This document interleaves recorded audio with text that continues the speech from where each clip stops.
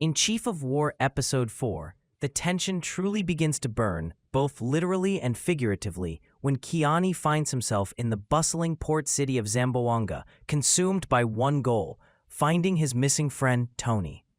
Tony's disappearance isn't just a mystery, it's a betrayal wrapped in desperation. Marley, once Tony's trusted shipmate, sold him out to slave traders after Tony stole valuable maps of the Hawaiian Islands.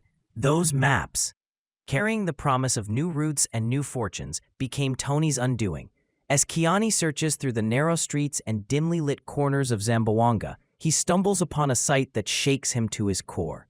Rows of people locked away in makeshift cages, women clutching their children, frightened eyes glistening with tears, infants swaddled in rags whimpering in the humid night air. The clink of chains and the muffled cries are like a language Kiani has never heard but instantly understands. This is cruelty on a scale that is alien to him, yet instantly intolerable.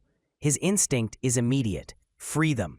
But before he can throw open the cages, a burly slave trader intercepts him. The confrontation is quick and brutal. Kiani's rage turns his fists into weapons, and the man is left reeling. Yet Kiani knows he can't linger.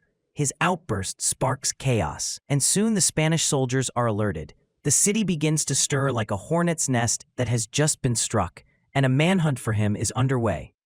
Meanwhile, Via, a stranded Hawaiian woman Kiani has crossed paths with, has her own agenda. She's managed to secure the firearms she promised, part of a deal for a stake in the sandalwood trade. But with Kiani still missing, and Spanish soldiers tightening their control over the port, time is running out. Kiani's ship captain feels the noose tightening as well. Every moment spent waiting increases the risk of being trapped in Zamboanga. He makes a hard decision. They will set sail that very night, with or without Kiani and the precious guns. Via tracks Kiani down, urging him to abandon his search for Tony. The captain won't wait, and the Spanish soldiers are closing in. But Kiani's loyalty runs deeper than self-preservation. He refuses to leave without his friend. Seeing his resolve, Via reluctantly reveals a lead: a grim warehouse where slaves are kept penned up like livestock until they can be shipped away. Kiani makes his way to the warehouse under the cloak of night. The air is thick with the smell of salt, sweat, and despair. He strikes quickly, disabling guards with silent, decisive blows. The prisoners watch him in disbelief, then in hope, as he begins throwing open the cages. Chains rattle to the ground, and voices rise in a mix of confusion and exhilaration. In the chaos, a lantern topples, and flames lick their way across the dry wooden beams.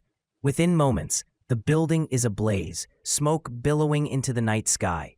Through the smoke and heat, Kiani spots Tony, weak, chained, but alive. Without hesitation, he lifts him and pushes through the crowd of escaping captives. Behind them, the fire roars, swallowing the warehouse whole. They reach the docks just as the ship's ropes are being pulled in. The captain scowls but wastes no time raising the sails.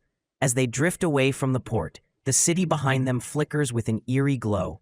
The fire, born out of desperation and defiance, paints the horizon with shades of orange and red, a silent testament to the night's violence and freedom. The episode begins with a slow build. But once Kiani's path ignites, both metaphorically and literally, the story grips tightly.